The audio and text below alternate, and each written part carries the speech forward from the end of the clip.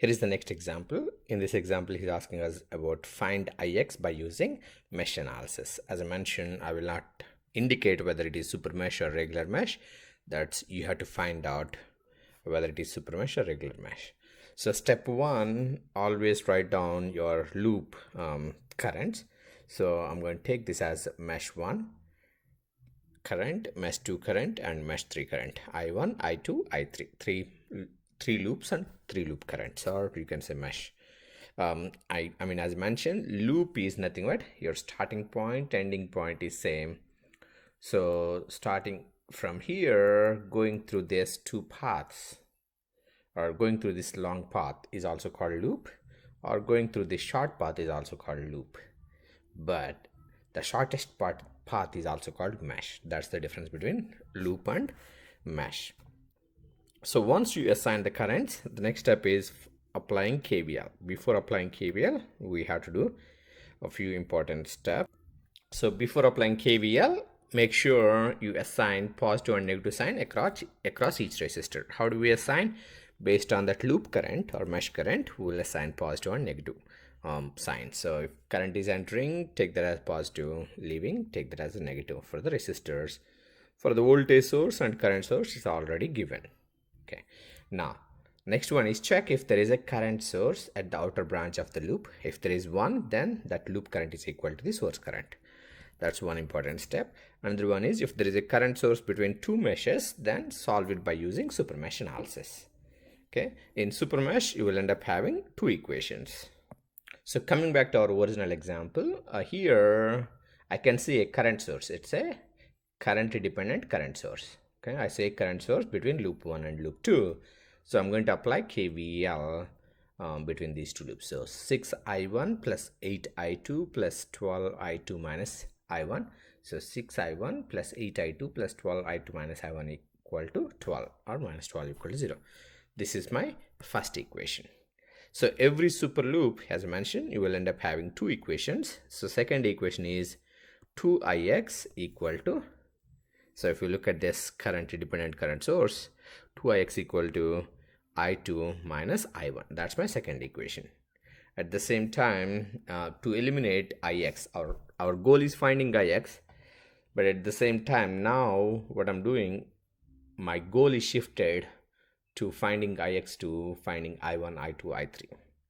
So I eliminated Ix, or I replaced Ix with I2 minus I3, because Ix is right here in 12 ohm resistor.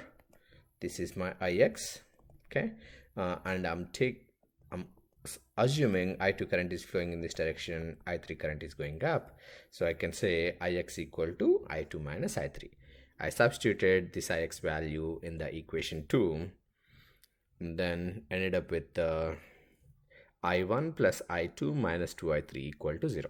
That's my second equation. Third equation, loop 3, I need to apply KVL. So I'm applying KVL there. Minus 8 plus 10I3 plus 4I3 plus 12I3 minus I2 equal to 0. Okay, that's my loop 3 equation. Now to eliminate I3 in my two equations, or I1 in my equation, I'm multiplying with 6 in the second equation.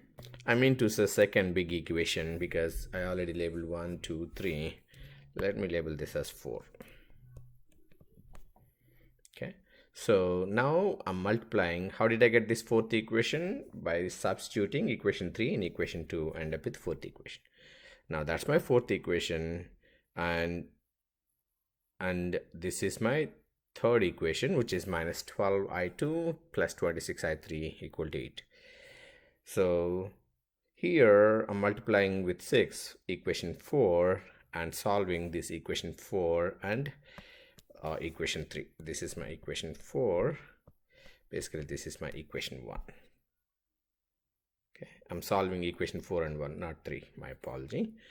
To eliminate I1. Okay, what I did, I subtracted. So I end up with finding I2 here. Once I have I2 value, substituted I2 in one of the equation, I end up finding I3. Our goal is finding Ix Ix is nothing but I2 minus I3. Found that value as 0.154 ampere. Okay. Here is my next example.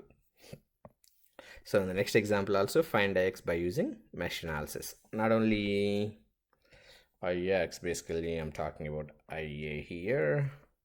So find IA and VA. Okay, VA is right there.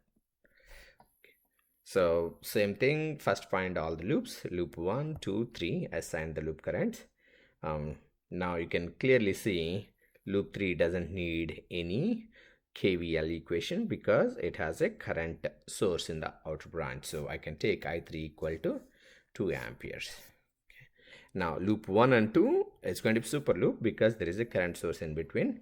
So I'm starting from here, walk from there, walk around with skipping that current branch in between. So minus 20 plus 4 times I1 minus I3 plus 8 times I2 minus I3 plus 2 times I2 equal to 0. Okay. So I simplified it, wrote it down, this equation. What I did at super loop, we'll end up with one more equation, but before writing that equation, I substituted I3 in equation 2, equation 1 in equation 2, end up with this equation. Now another equation at super loop is I2 minus I1 equal to 6 ampere. I2 minus I1 equal to 6 ampere. Because you have a current source, 6 ampere current source, I2 is going up, I1 is coming down. So 6 ampere, I2 in the same direction, so it must be I2 minus I1. So minus 4 I1 plus 4 I2 equal 24, 4 I1 plus 10 I2 equal to 44. Okay. Now when I solve these two equations, end up with finding Ix value. Okay, Ix equal to I2. I also found I1 value. Here he's also asking about find VA, not Vx. This VA equal to 8 times I2 minus I1, because if you look at here, this is the resistance. Okay, this is VA. So we need to take currents going in this direction. So I know that I2 is going in this direction, I3 is going in the opposite direction. So what is the total current flowing here? I2 minus I3. Okay, that's how I chose those two currents and end up with finding VA, which is 22.856 volt. Okay, with this I'm done with the mesh analysis, super mesh analysis. If you guys have any more questions, please ask me on the Blackboard. I will try to make more videos. Okay, thank you.